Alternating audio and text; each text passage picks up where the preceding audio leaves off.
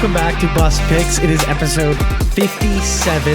I am Dio Reynoso. That's Don Behan. How we doing? And Don, what are you wearing? You know, I got to represent the Canada sweater out here, man. Four Nation face-off. Let's go. Let's go. I would wear my America one, USA, because, real winners. But I didn't buy one. So I just wore my Lakers stuff because we're going to talk about a couple things today. We're going to talk about the Four Nation face-off. Yep. We're going to talk about the NBA All-Star Weekend, touching on some other topics. But today, we're going to start with, like we always do, the fact of the day. Don, what's the fact of the day? Sure. With the All-Star break, I want to tie into the NBA a little bit. Everyone knows Rodman, great defensive player with the Bulls over the course of his career. Also, some would say the greatest rebounder of all time next to Andre Drummond. I'm going to move him into that conversation a little bit. Okay. So, he led the league in rebounding for 7 straight seasons. I did not know 7 straight seasons. This is from 1991 to 1998 when he was playing against Barkley. You had Robinson, Shaq, Hakeem, Mutombo, Ewing. A lot of dominant and physical guys, yeah. Like rebounders. He was doing it at 6'7". Yeah. Yes, which everyone is like that. Like he's only 6'7"? Yeah. That can't be true. Double check me. He's 6'7", 6'8". He's below 7 feet by a lot. That sounds crazy to me. But the crazy one is from 1991, 92. 6'7". Yeah, he's 6'7", and was out rebounding these guys. That's crazy to me. So his 7 season streak, not only at his height, started in 1991. Guess how old he was in 1991 when that streak started? 25? 30. No way. He was 37 when the streak ended.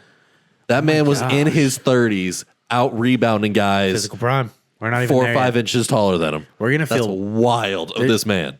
That's a great fact of the day. I love Dennis Rodman. He's a top 5 of my favorite NBA players that I never got to watch play. Really small list, but it's there. It's there. It exists. That's cool, Don. I like that. Dennis Rodman's stats, like old stats, I think are going to go look back on in like 20, 30 years. People are going to look back at the 90s, and they're already kind of doing it. Yeah. They're like, this is a different area of basketball. Like this basketball would not even like play today. And I think it's so disrespectful to do that now. I don't think it. Okay, I think it's a different style because the rules have changed, and I'm going to get into that more in a little bit. But yeah, do you think that's a better version of basketball? No, I think basketball changes based on what fan interest is, based on what play style is, because that dictates a lot.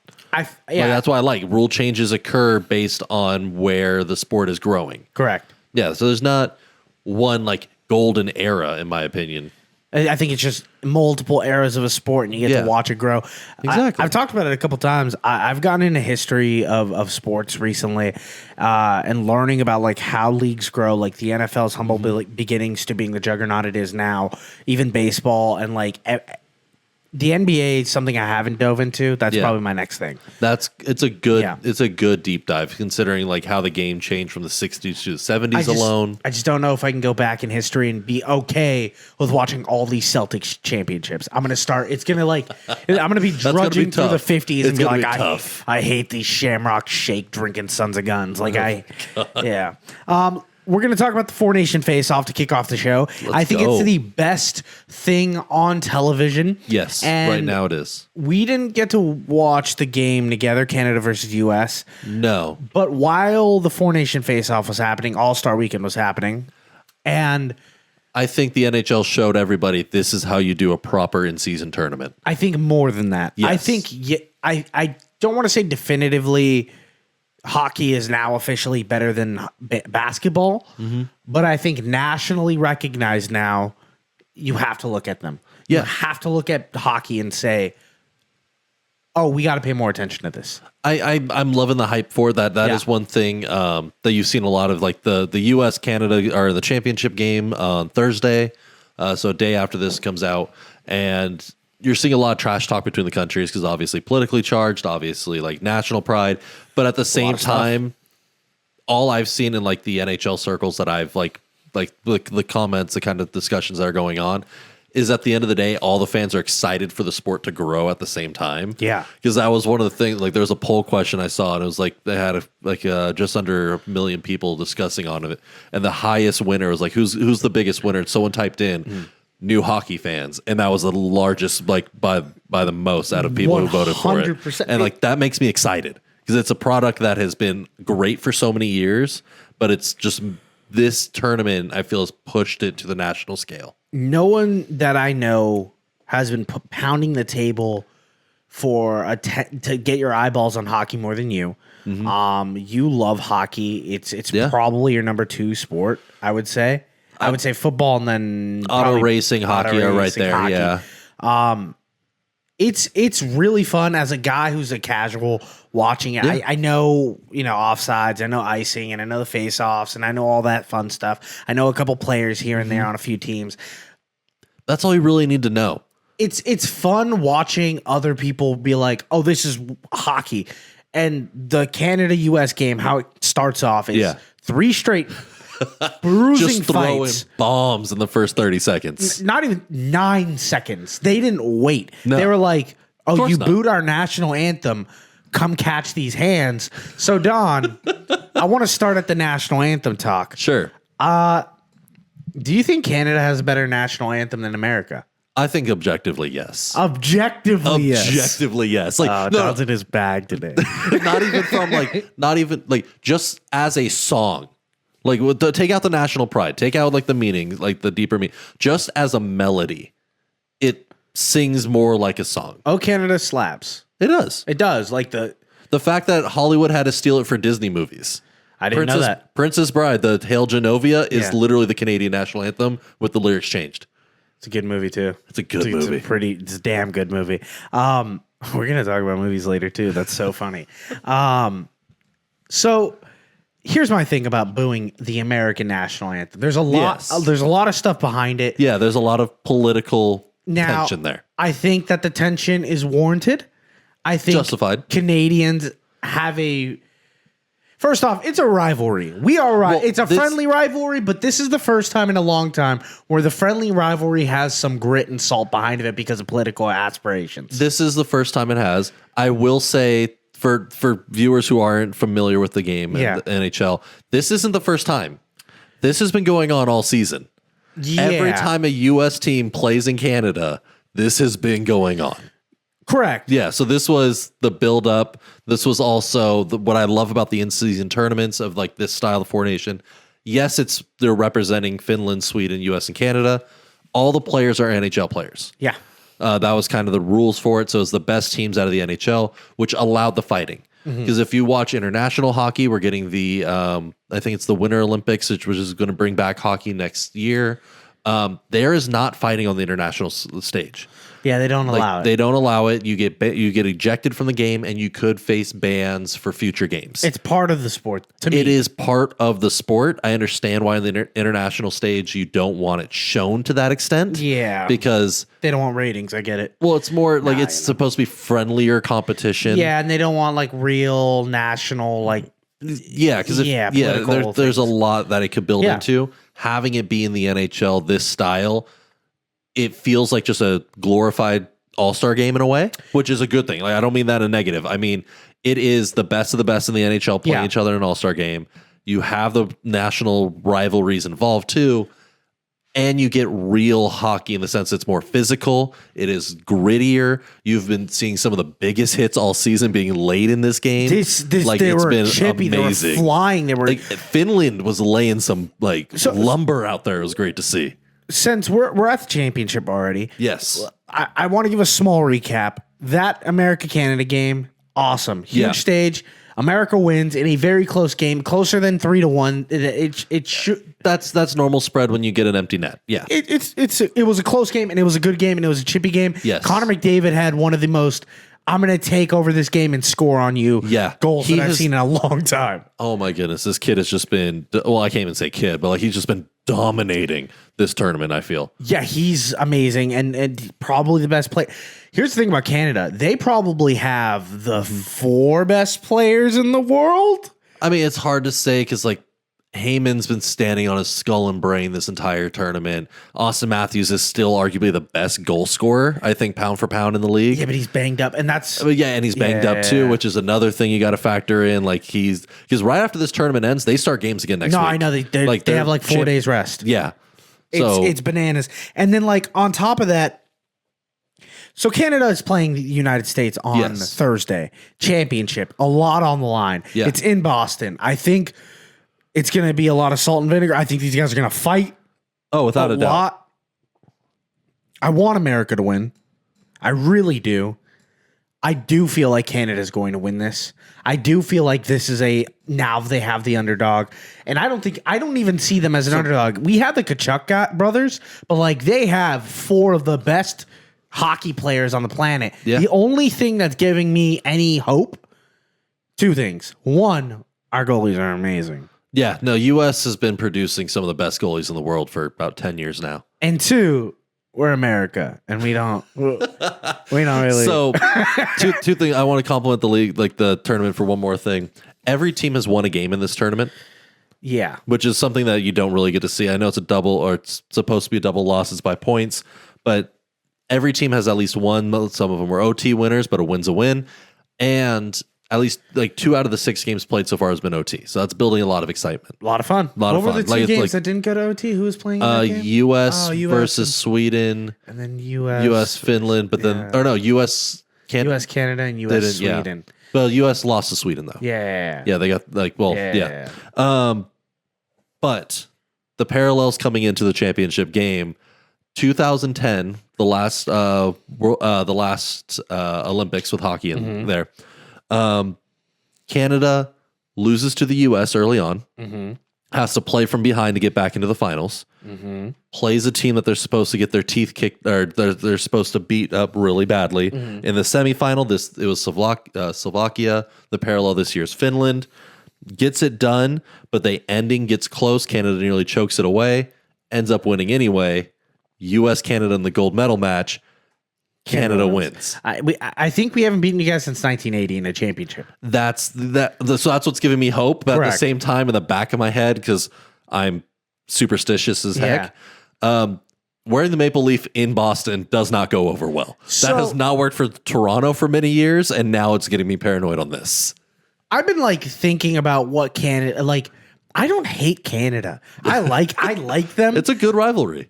It's fun. Yeah. There's a lot of people going out there saying some nasty things about Canada now. Oh, for sure. And I didn't know that there was this much hate. Did you know a lot of people don't like leaves? Apparently people see the Canada leaf and they see weakness. I didn't feel that way. Yeah, that's interesting. Comparing it to a bald eagle though, it's not even comparison. We have a way better logo than you guys. Our uniforms are way better than you guys. It's just the white USA. That's fine. We have a little eagle on the shoulders. We're good. Oh my I'm looking for any edge in this game, Don. This is going to be so much fun. I've completely narratively told myself we're going to lose this game, which is not good. I want to beat you. Yeah. I want to win this game. Yeah. I want to go back and be like, not only have you guys not won a Stanley Cup in 25 years, you don't have a world champion like we do. Until next year. That's what I love most is this is fun. Yeah. Next year we get to do it again.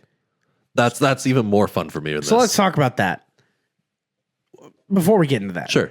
There is a glaring asterisk, I think, that no one wants to talk about in this 4 nations. Sure. There's a nation missing. There has been one replaced.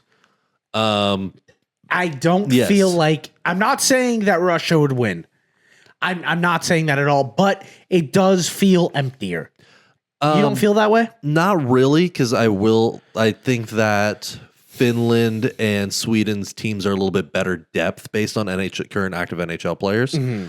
So I get it from that mindset. But they are hockey. No, Russia is a big part of hockey. Yeah. You can't deny that. I do like that this format changes every couple of years. So it's 4 nation right now. They're not going to really hold one next year with the Olympics.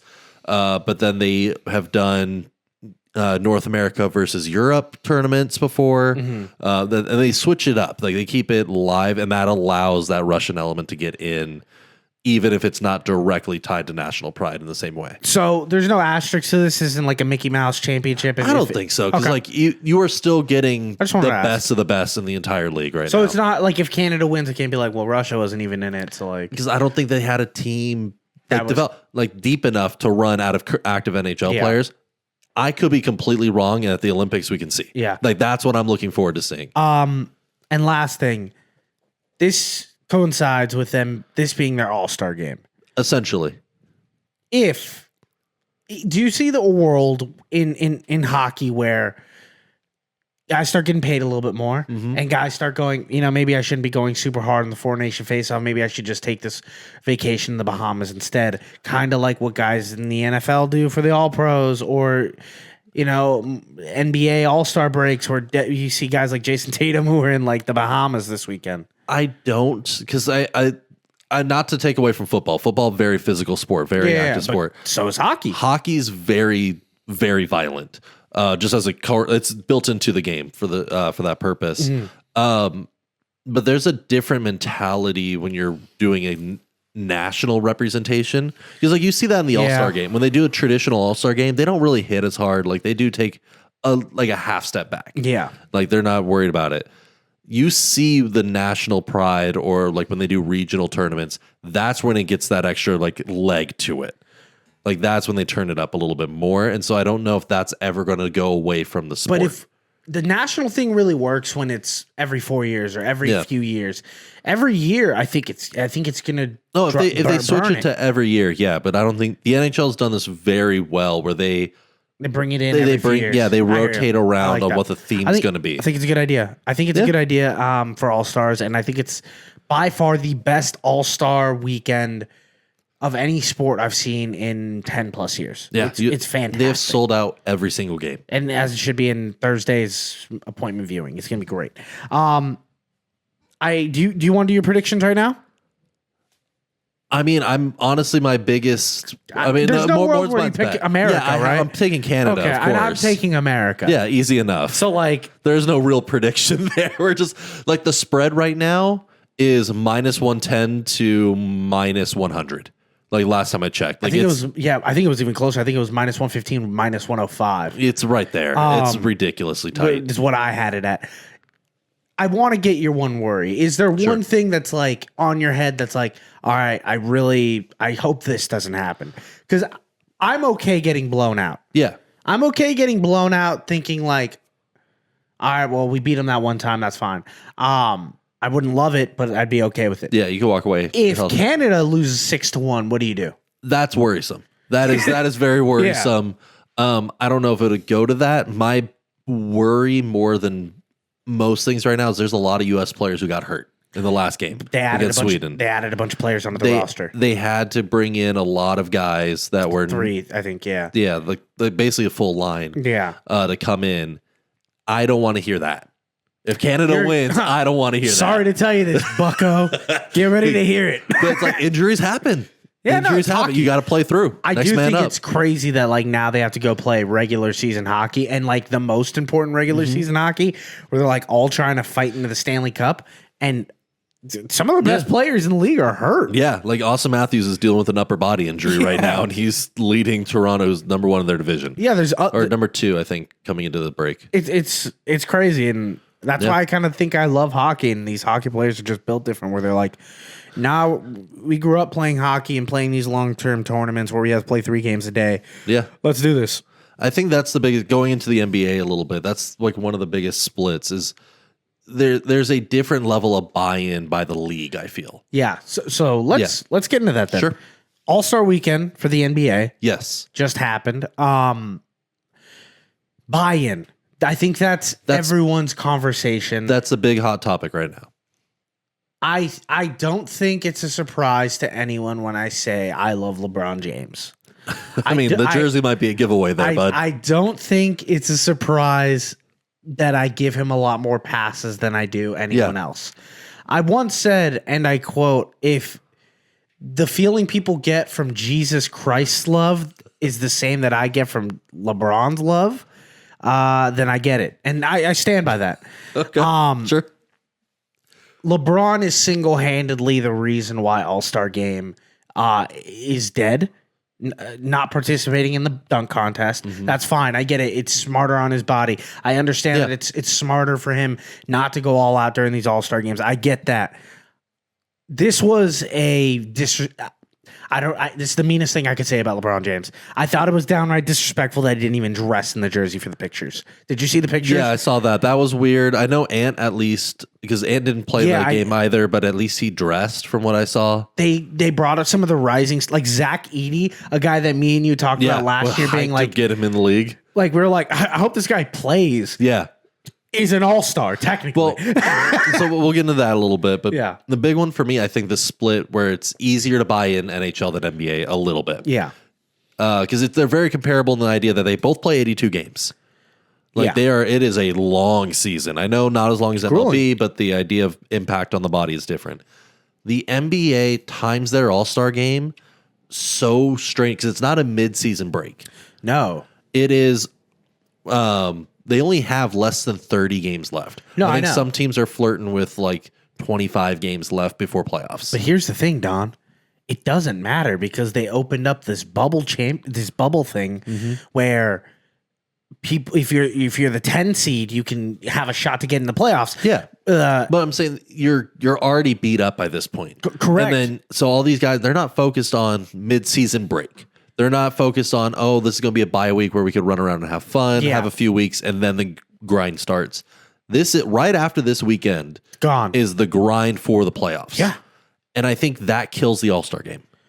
Because the players are looking past it. Like the stars are focused on, they have to. Because that's what gets them the paycheck is playoffs, not this game. Well, I think it's also kind of our fault because we judge.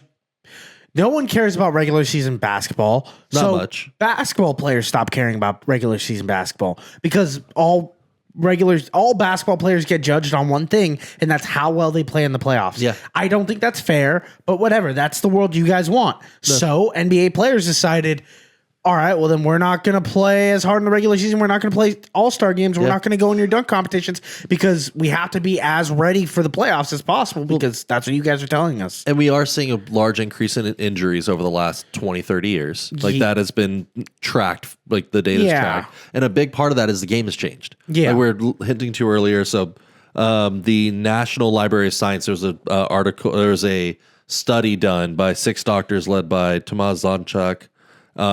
And they published an article called Long-Term Trends of Shooting Performance in the NBA, an analysis of 2- and 3-point shooting over 40 consecutive seasons. And they've done an in-depth breakdown of how the shot changes and the effects on the body because of it too, which I thought was interesting. And one of the key things I was like noticing, the pace of play has completely changed. And there's 2 trends built in there. So we've seen since 96-97 season, they were averaging 90.1 possessions per game. So each team would get the ball about 90 times. We're up nearly 10 possessions per game as of 2023.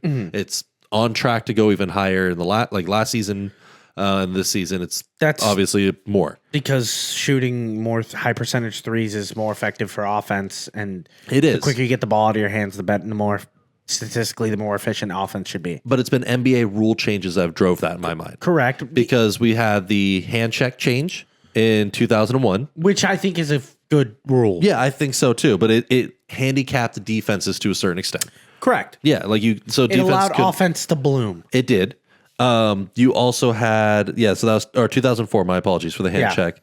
2001 was the 3 seconds in the key. Which is also a good rule. A great rule, but it's sped up offenses because you can't just have a big man get in there and work. You got to keep things moving, because keep things we want to flowing. see people do athletic. Oh, exactly. I'm not trying to poo-poo the idea. I'm just trying to say I'm so used to you poo-pooing basketball that I'm so defensive. No, right now. I'm trying to tie it in because then there's also the zone defense allowed instead of man. So teams are allowed to get more aggressive driving the ball down the court because they're not worried about hand checking. The game is more spread out due to zone, and the big man need to keep moving around a lot more. Yeah. So it's just an increased pace. Yeah. That's more physicality on your body. Yeah. And in the last 7 years, I think we could argue is when positionless basketball is now fully involved. Yeah, you're seeing point guards cover forwards consistently. There is no such thing as a position in basketball anymore. Yeah, the fact that Wemby goes out and covers the 3-point line. Jokic is their point guard. Guys are running more in these games more than ever. Yeah. So their bodies are breaking. Yeah. So that's the tie for the injury issues. And why wouldn't you want to take a week off? Yeah. I think the NBA has led itself into this corner. That's what I'm trying to get to. It's also winter. Like they play their season during like the worst. Now they get summers off, so I'm sure they wouldn't trade it off, and they're not playing outside. But like it's still brutal. They still traveling a ton. Oh yeah, without a doubt. But it travels. They're still traveling a lot. They're more physical per game basis now. They're having to run more. It makes sense that they want to take some games off to conserve their bodies for playoffs. I want to get into some of the things that happened at the All-Star game. Sure. Other than viewership diving. So that's fine. I figured All-Star game is boring. Like, Well, no, I mean, since 2003, we're getting half the amount of viewers. We had 10.3 million in 2003. 10.3 million viewers. That was the ratings in 2003. I wonder who was in that dunk contest. I bet you it was probably like really good dunk contest, and like people were really caring about it. I do want to say something about this dunk contest. Sure. McClung, three-peat. How do you feel about it? How do you feel as a white man? Not even going to take that bait. What? Not even going to take that bait. You guys are on a generational run right now. What bothers me is the idea that it was just McClung and Castle, and that was it. They felt like no one else showed up. Alexander on the Bucks tried to do like this rebound off the glass, like dunk like 7 times. Like and that kills it. And he just kept missing it. Yeah, like it's like, what are we doing? Why are we watching just doing like a walk up and tomahawked it? And I was just like, oh, these guys suck. Max McClung is like fun to watch. I love Max McClung because he was a Laker, and like when he got drafted, I was like, the Kia dunk was great. It's one of the best basketball names in the game. Max McClung, fire. He's a G League superhero. He's gonna win MVP. I'm fine if we let him keep running it. We got to get real dunkers in this. So there's two options, because immediately after, I think it was John Morant and I'm forgetting who else. Immediately went to Twitter, and started going like, McClung's gonna make me dunk next year. Yeah. And that bothered the hell out of me. They're not going to dunk. No, it was Giannis. It was Giannis and Ja. And it was like, they're hyping it up, but they're not going to get involved. And for a fact they're not going to get involved next year. No.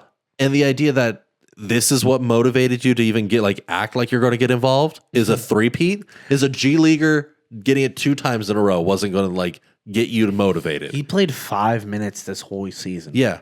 I think the All-Star break needs to change, and this is something Draymond and Kevin Hart were even harping on a lot. You want to talk about that now? We can jump into that, but it was the idea that this All-Star has turned into rising stars and young guys, which is good. I do like that because they care. They show up and put in hustle. They actually try in every event that they're in. Yeah, well, Wemby was trying, and then Chris Paul. They've come out. That was Wemby's idea. Yeah, that was fully for the skills challenge. Yeah, for the skills, just not even shoot and then throw. They got disqualified. They got DQ, which bothered me. But Chris Paul didn't even care. He was just like, whatever. Yeah, Chris Paul didn't care, and because he thought it was going to be cute, something with his teammate. Yeah. If you read the rules, they don't actually have to shoot. Really? Yeah. If you read the rules that the NBA has put out on their website, the ball just has to leave the basket. I love Victor Wembanyama. He gamed the system. I love him. Did it successfully by the rules, and then they went, "This looks bad on us. Just DQ him." Which it looks worse on you now. Shout out to you, Adam Silver. I don't like Adam Silver. Yeah, I don't like Adam Silver. I don't think he's a good commissioner. I don't like calling for people's jobs, but I think comparing him to Rob Manfred for MLB, he's not as good as him, and he's not as good as Roger Goodell. You could say a lot of bad things about Roger Goodell. You could say a lot of bad things about Roger Goodell. Yeah. Roger Goodell has one thing in mind at all times. Expand and put the best product out. Correct. How do I make the most money? Mm-hmm. And how do I make the fans the happiest? Those are, I feel that from the NFL. I really do. It doesn't feel like the NBA or Adam Silver is doing that. I feel like Adam Silver is working for the athletes, which is fine. Yeah. I love the athletes. But you are a corporation. Corporate up a little bit, buddy. Tell these people they have to play more than 65 games a year. So he did come out and go after everybody after last year's All-Star game, where it was, what was it? It was 218 to 180. Yeah. Something ridiculous. He did come out saying it was an embarrassment. Just straight up going after the players. This one was worse. This one was objectively worse. What rubbed me the most is it doesn't feel like anyone in the league, there's no league control. Yeah. Like in the idea that Kevin Hart, in the beginning of the All-Star tournament, Yeah. started talking smack on the sideline, like I'm how so this sick is of so. No, I mean, take that aside. Yeah. He started joking with fans about how bad it was. Yeah, that's why Like I was sick of it. immediately, it's like, why do you have why is the league allowing this?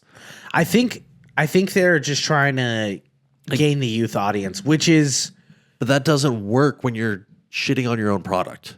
they do have a lot of engagement online. The NBA is massive to like a younger generation. Kids between like 9 and 15 love the NBA more than they're watching more NBA than they are watching NFL, which is crazy.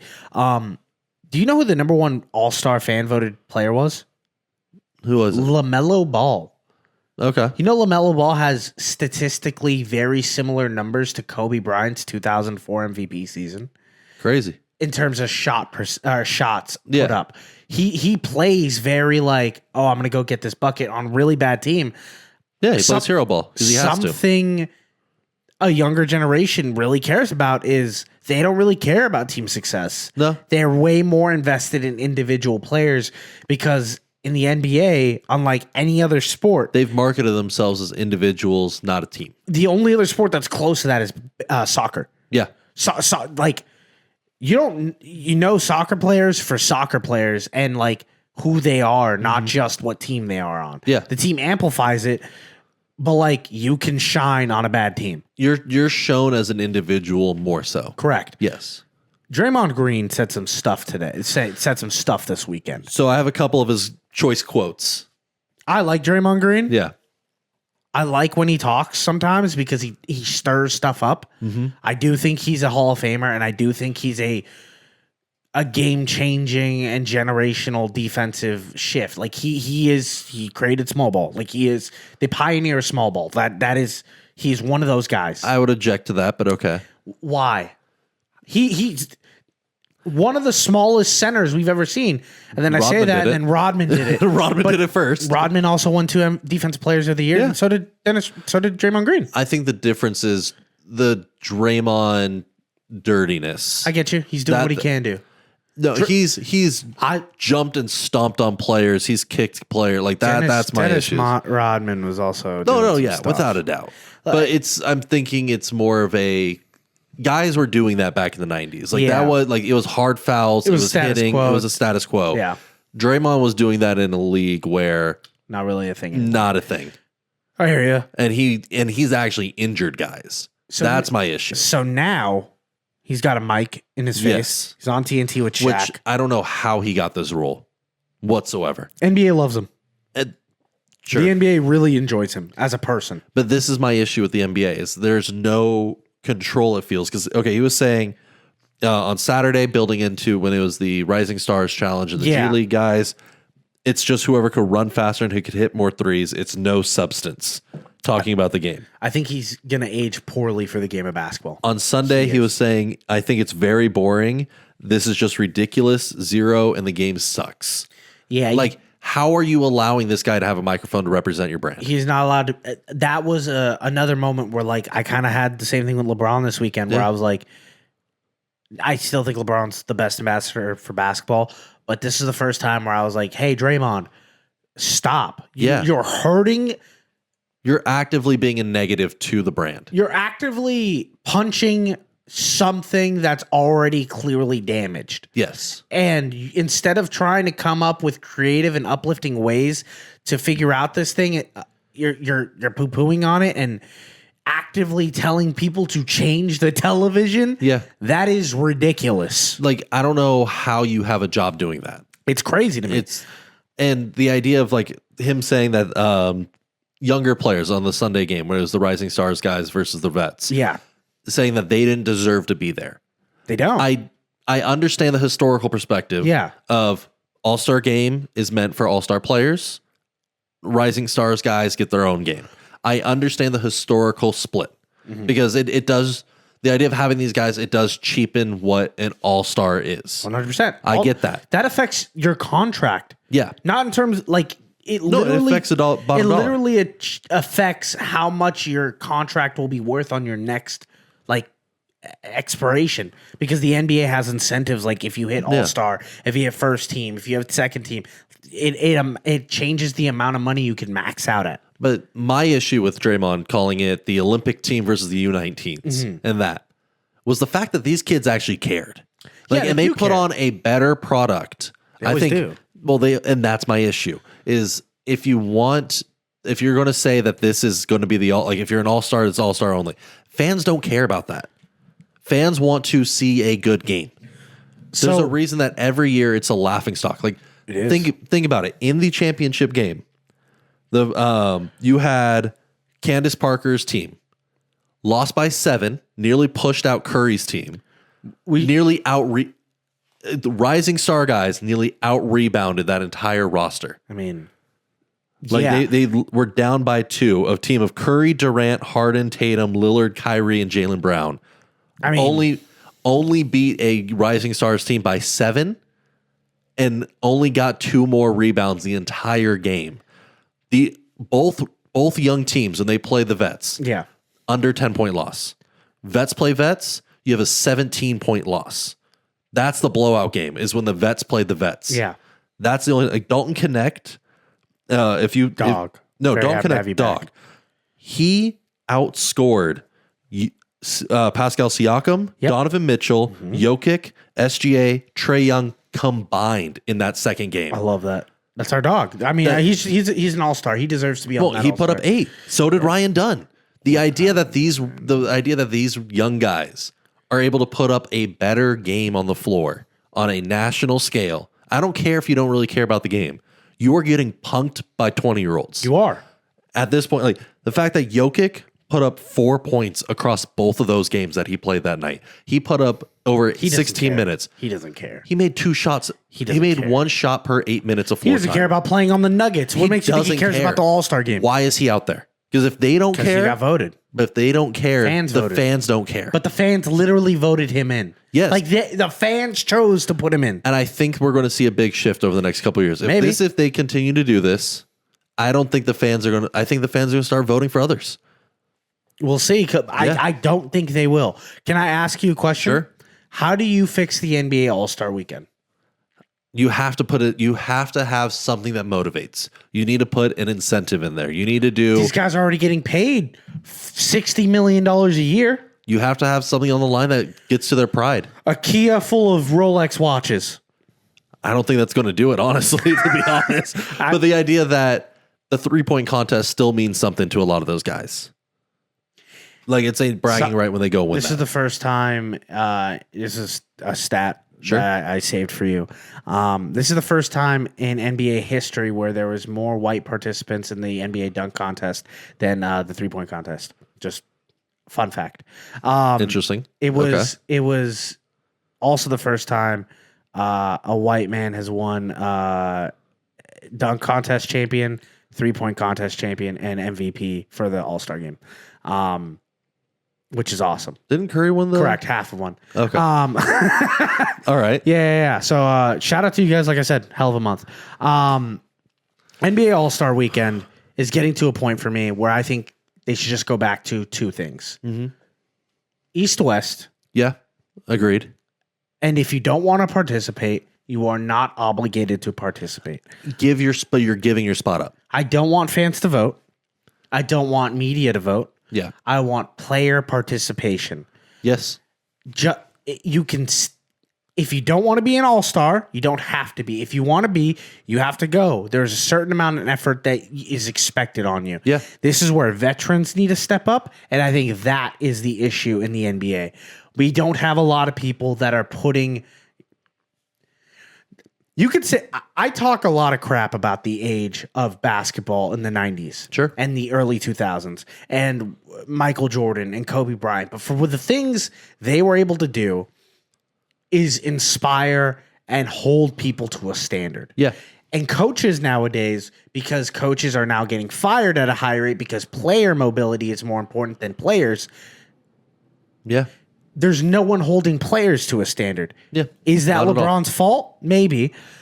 I think he played a significant role. I think he just said, hey, why aren't we doing this? Which is, from his point, not wrong. It's not.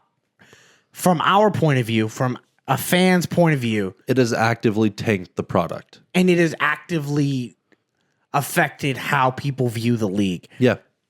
And until we can get veterans outside of the big names, I know Steph Curry is going to tell his team to work hard. I know Kevin Durant puts people. He does. Yeah. You have no idea how much Kevin Durant loves basketball. Oh, no, that's different. Yeah. Kevin Durant was. I've been watching like clips of the new documentary about the USA Olympic team. Yeah. I don't know if there's anyone on the planet that likes basketball more than Kevin Durant. No, that's all he cares about in life. It's That's literally it. all he cares about. But I think that's the split. Is you got guys that love basketball, without a doubt. You cannot question their love of the game. Hasn't that been the Jimmy Butler problem the whole time? He goes somewhere and then like they're like he loves basketball and expects so much out of these players Yeah. around him, and they don't care. That's I think the issue is I think the split of like the MJ Kobe one, Yeah. like when we're talking about that versus the modern. I think the love of the game is there no matter what. Like it is clear that everyone in like every person who steps on that floor loves the game. I think the difference now is MJ and Kobe loved winning more. I think that's the split is it because you watch those guys in practices, you watch those guys in preseason games, it didn't in blowout games, it didn't matter. They were focused on how do we win everything. I still think these guys care about winning. I think they care. I don't think they're addicted. That's I think the split. Oh man, these guys work there. No, I'm not trying to cheapen. They work hard. They work hard to get where they are. Yeah. I'm not going to cheapen You just that. don't think the losses affect them the same way. Exactly. Because Like they they're- don't go home after a loss and it ruins their entire day. Do you think that's okay though? I think it's okay. I think it's better for mental health. Without a doubt, I think But that's it's like better.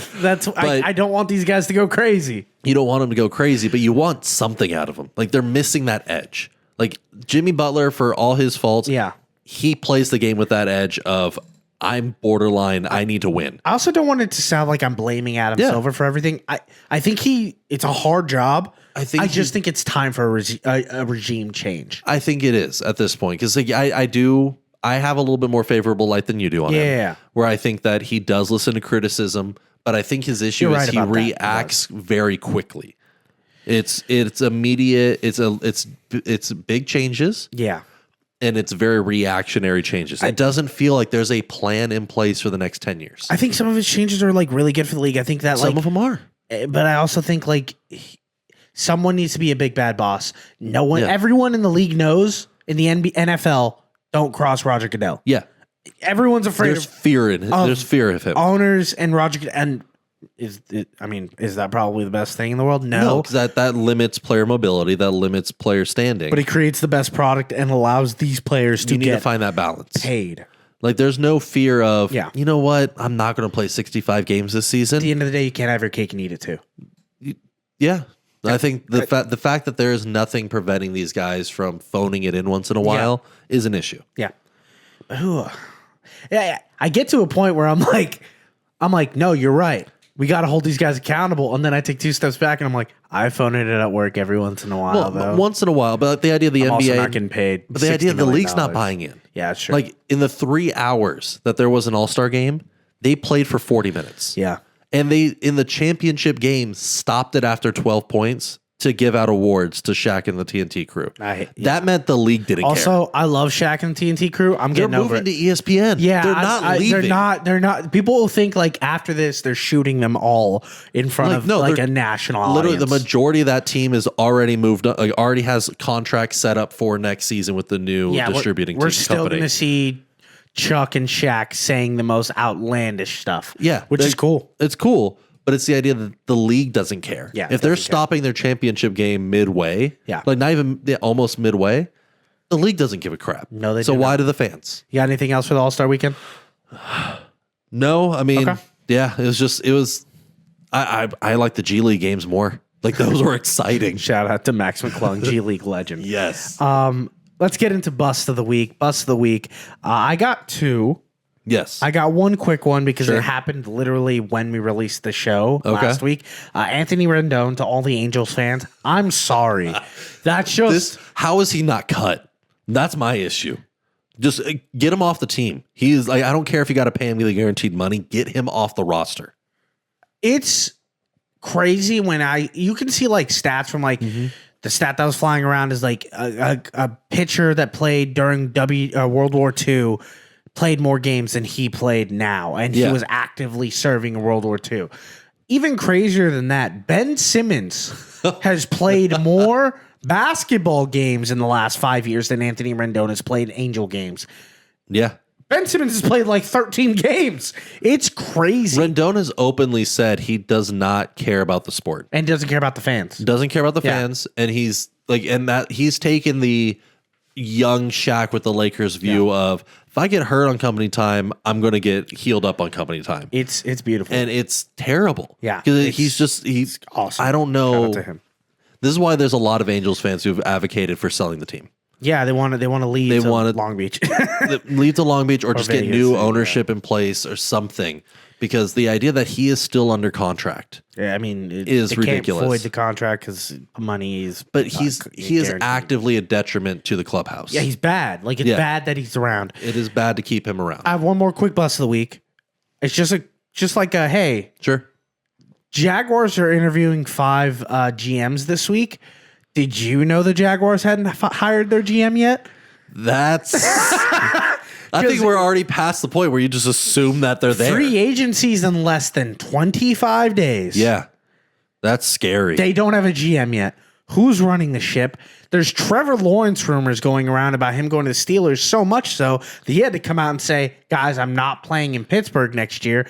I don't believe that. Well, I mean, there was a report that came out recently. Pittsburgh's looking at Daniel Jones. Okay, now. I just got that text during the show where it said Daniel Jones is expected to meet up with Arthur Smith. He's going to interview. Yeah. Okay. I don't want to make this a football episode because I was like, we're going to make it. But Jaguars. Yeah. I don't hate you. Man. You're in my division. I don't hate the Jaguars. Just figure it out, man. Hire someone. Dude, get someone. You could get a 12-year-old on Madden to run this team right now, and you'll be fine. Give it to your nephew for a year. I don't know, but just have someone making decisions there. Yeah. Don, who's your bust of the week? Mine, Theo Hernandez of AC Milan. So Champions League playoffs are right now. They just wrapping up the round of 16. Oh, you're talking about kickball. Oh, my goodness. And I have never seen a guy in a large enough sport where it's 11 on 11 out there absolutely tank the team single-handedly. Yeah, it's not good.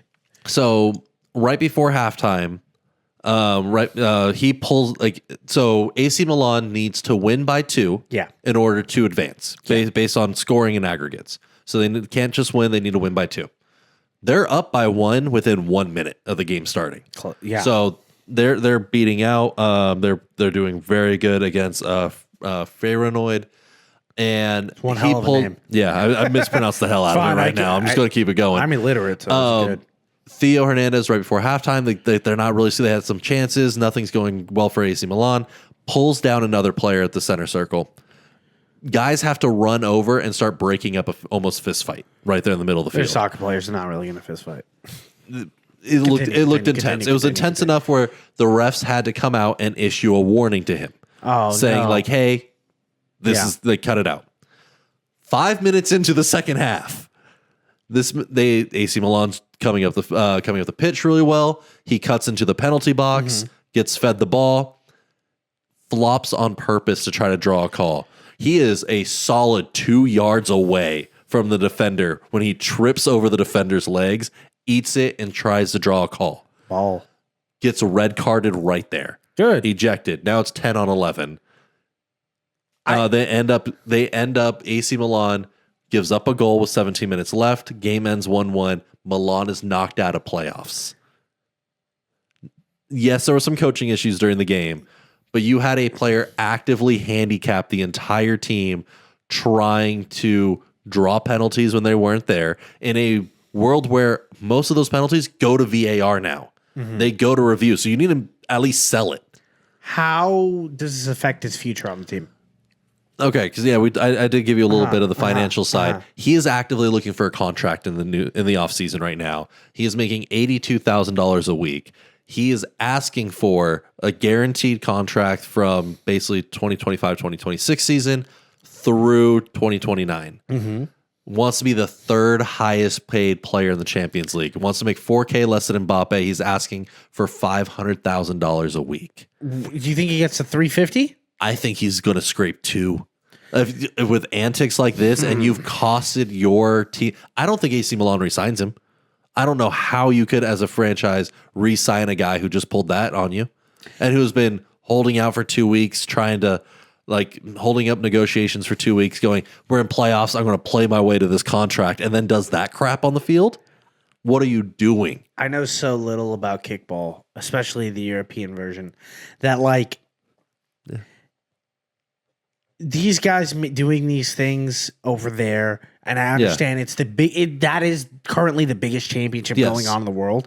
I'm so happy that this stuff happens. I'm so happy that even the superstars over there are flopping, and to a crazy. It's just a thing that happens. It is. Every athlete tries to draw the call, but to equate it to the American audience, this is Deontay Johnson asking for top 5 receiver money. After getting traded 3 times. After getting traded 3 times, and then goes, I'm going to get a big contract next year, and then rabbit punches a guy on the wild card. I love it. That's the equivalent of right now. That was a great analogy. That was a perfect analogy.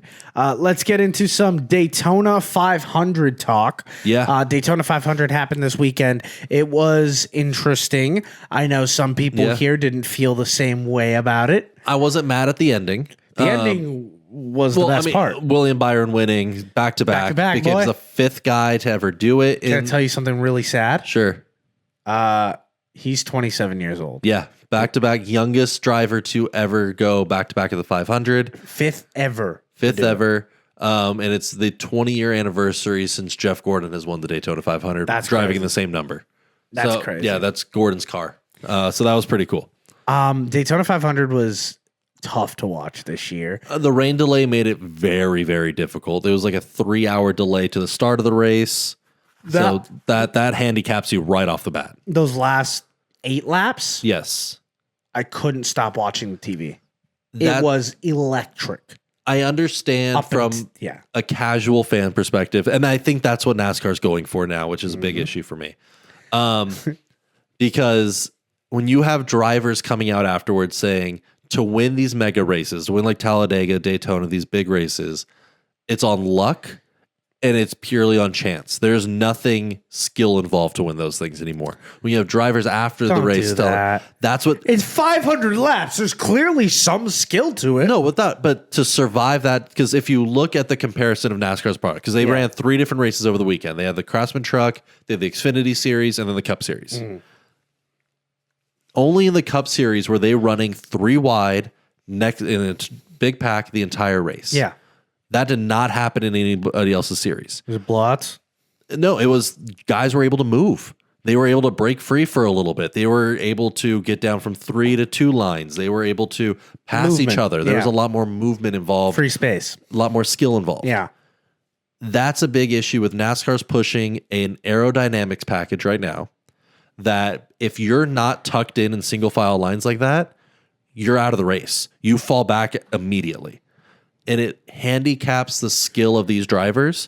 And yes, it looks awesome to see them go 3 wide. That is a great visual. I love seeing it. Yeah. One car gets sideways, half your field is gone. That's what just happened. And that's what happened. Cole Custard, which a guy I grew up with, sent Denny sideways, sent a few, I don't think it was Denny, but sent a guy sideways, flipped his car for the 2nd year now that he's flipped.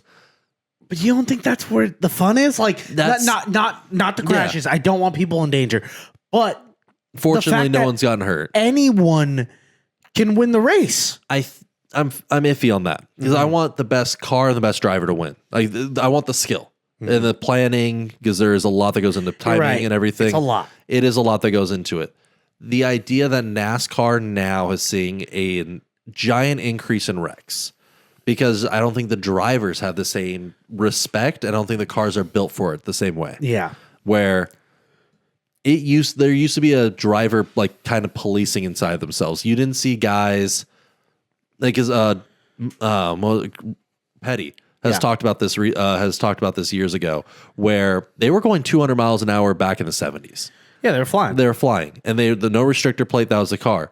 and they were next to no accidents. If there was an accident, it was one guy on his own. And they talked about drivers were safer and more prepared for a race because of the high speed, because they knew what would happen if they got into an accident. Dangerous things. The car speeds haven't changed. No. They can, but they're restricted down. There's a plate in the motor that is restricting the speed overall. And I don't think drivers have that same awareness that's built in anymore. I think that's changed in the last 10 years, where you're seeing guys like they don't mind pushing another dude in the wall to go win.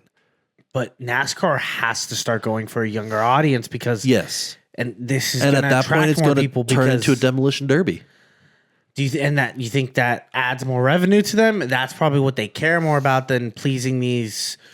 They've made a lot of interesting decisions. NASCAR is a franchise because one of the big things they moved to is a charter system. Yeah. Where you need to be tied to a major manufacturer and a major company in order to race a car now. That used to be the old school like race fan. But how long ago was that? 3 years? Really? Yeah, that was recent. That was, you got Tony Stewart, one of the biggest names in all of racing, I would argue worldwide, to drop out mid-season because of it. They drove out their legends because they couldn't afford to do it anymore.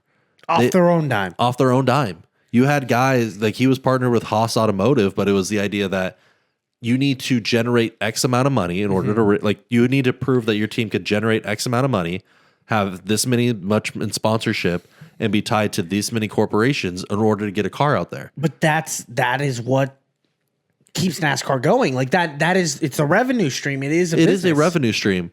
But NASCAR was still turning a profit when it was guys who could put a car together who met all the specs in their garage. But they were trying to get higher profits. They're trying to, yes. They want to compete with NBA and NFL. They're trying to compete. Formula One that is grown so massively with a younger audience because it is a better product than NASCAR. But like I think it is right now. F1 is because like as fun as it is seeing guys that I grew up with racing Daytona, like I'm invested into, like we've talked about Bowman. I grew up with Custard. Like I'm actively invested into these guys still. But the idea that the product is just turning into chance and luck kind of takes away a lot. That's more my point. It's exciting to watch still for me as a race fan. Did you still enjoy the Daytona 500? I know you and your dad make a big deal out of it. Yeah, we always watch the entire race together. Yeah. I think we still enjoyed it, but there was definitely the air of, okay, like at the end. Like it was just, that it's a great season starter, but there's other issues because that worries me for the long-term future of the sport. Like if they could survive another 20 years. I think it's gonna be really interesting looking at how NASCAR evolves. Yes, because they've always kind of been the budding joke of like sports. In the U.S., yes, they've always had that kind of odd man out, like redheaded stepchild. I will never say they're not huge. Yeah. They're massive, and they deserve to be. They're a good product sometimes. Let's get into question of the day. Sure, this question's a little different. I've been getting into movies again. Sure. I love movies. Been trying to watch a new movie every day. I love sports. So I thought, hey, why not watch some sports movies? Don, my question to you is, all right, why are there so many movies about animals playing sports? That's a good one. I know immediately you're like Air Bud. Yeah, there's like 40 of those. Air Bud scratch... Compared to some of the movies I've seen recently, Air Bud is this Air Bud series is one of the most tame series in the sports animal playing world. Because that's already unhinged. We could start with Mr. Ed. Mr. Ed was a baseball playing horse. Everyone knows about. I forgot about that one. Yeah, everyone knows about Mr. Ed. He died. Whatever. Cool. Baseball playing horse. Do you remember Racing Stripes? It's a movie about a zebra. Yeah, zebra that runs the Kentucky Derby. Movie is not good at all. No, I forgot about that one. Oh my goodness. We're going to reach into the bag here. Okay. There's another one called Gus. Gus tells the story of a head coach, Don Knotts, by the way, who signs a football kicking mule and turns his team's misfortunes around. I watched this movie. It's bad. Is he a punter? He's a kicker, and he's really good at it. He would make Adam Vinatieri retire. That's how good he is at kicking. One problem, he's a horse. Or a mule. A donkey there. Wow. Okay. I've got X, a movie about X, a movie about a baseball playing monkey who plays in the outfield. That's got to be the weirdest trilogy of all time. Don't worry, I got more. Snow Dogs. You remember Snow Dogs, the Cuba Gooding Jr. one? Yes, I remember that. MVP, most valuable primate, is a hockey playing monkey. Don't worry, they came out with a sequel, MVP 2. He can skate now. He's now a professional skater. Oh gosh, Surf's Up's on this list, but that one kind of rocks. No, that one, and it was animated. Yeah, so very different. I just wanted to dip my toes in animated. Yeah. Animated's its own. No, that's its own genre. Because then we got to talk about the snail racing movie, which is Turbo's a whole. That's a whole nother. Yeah. Okay. Karate Dog. Chevy Chase plays a karate dog, which isn't an animated movie. That's just one of those they put peanut butter in their mouths and watch them go. That worries me because that implies that people were beating up a dog. I didn't even want to get. I didn't. Yeah, no, I know, but that's just right where my mind went. Like, I mean, in the sense of the narrative, if you buy into the movie. I've given you a lot of movie recommendations. Yes. I know you're like, I'm not going to go watch all these bad movies. But if there is one movie I do recommend you to watch, it's Matilda. And it's not the Matilda you're thinking. There's a movie called Matilda, and it's about a boxing kangaroo. So Kangaroo Jack, but more focused on the boxing. He's a boxer. The problem with the movie, it was made in the mid-70s, and Matilda, the boxing kangaroo, the suit is the worst. It's the worst suit I've ever seen. And if you're at home right now and you're like, it can't be that bad, Google it. I want you to Google it, and I want you to watch it. It is amazing. That movie rocks. So my question of the day was, why are there so many movies about animals playing sports? I think from a professional sports level, it is hard for you to, because like the idea of buying into the movie is you could get into the narrative or you buy in and try to live vicariously. Like sports movies, I think, do a very good way of living vicariously through the athletes. Correct. And you like rooting for them. Yeah. Outside of like the coming of age teen movies, like The Luck of the Irish, you have some pro ones that are fun, but it's hard to buy in. Like, you know what? I am living vicariously through this like 3-time NBA All-Star. Why am I watching Airbud catch a post route? Like, I don't. Because I think it's easier to laugh at the absurdity than it is easier to buy in to living vicariously through a premier level athlete. Because I'll even throw you another one that you like, not even animal related. There was the entire Herbie series where he raced. Herbie Fully rocked. Great.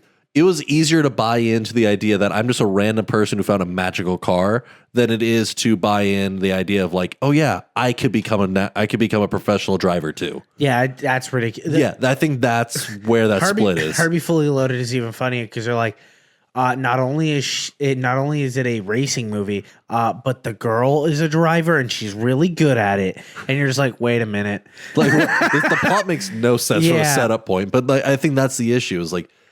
That's why you're attracted to it. It's cute, it's fun, and it's easier for you to buy into that plot. Yeah, I'll tell you right now, I bought into Matilda the second I saw her. I was like, "You're interesting." Yeah, I think they made the suit out of clay. I don't. We'll have the graphic up in a second. This just sounds ridiculous. It's crazy. Let's get into our pick of the week. My pick of the week took 30 milliseconds to do. Same. Okay. America money line. And hockey money line. McDavid, We're gonna 2 win. points. Oh, 2 points. I think he's going to put up 2. Well, that's got to be plus. I think he's flirting with that as like it's barely plus money right now. But yeah, really, yeah. So 1 goal and 1 assist. Oh. So points and goals both count. Like first assist, second assist, and goals all count to 1 point. I kind of love that. Yeah, it feels like he's kind of love that. The guy's dangerous. Nah, Connor McDavid's the most dominant athlete in his field right now. Like single athlete. I think the idea of him and McKinnon are just BS. Yeah, like in a good way, and nothing but a good way. It's just the best cheese out there. We'll have an NHL preview soon. Yeah. We got a lot of stuff to talk about next week. Next week is our award show. It's been a year already. Wow. We're going to break down and give you guys some of our awards next year for the entire year of 2024 and everything that happened in sports last year. Don? Yes. Last thing before I leave. All right. Do you really think Canada's going to win? I think there's a good shot. I think that's a real good shot, boy. Is there anything that you're willing to put on the line for maybe next week's episode in case Canada or America lose? Is there anything you can think of? I'll put a jersey bet down. I would love to put a jersey bet down. I'll put a jersey bet down right now. Jersey bet down. Okay, if America wins, Don's going to be wearing a Team USA jersey that I'll be buying. It'll probably be like I don't know, like a Cooper flag. And if Don's Canadian team wins, I will be wearing his Connor McDavid jersey. Fair enough. Deal? Deal. Great. Thank you guys so much for listening to another episode of Bust Picks. My name is Dio. That's Don. And remember, pray for the parlay.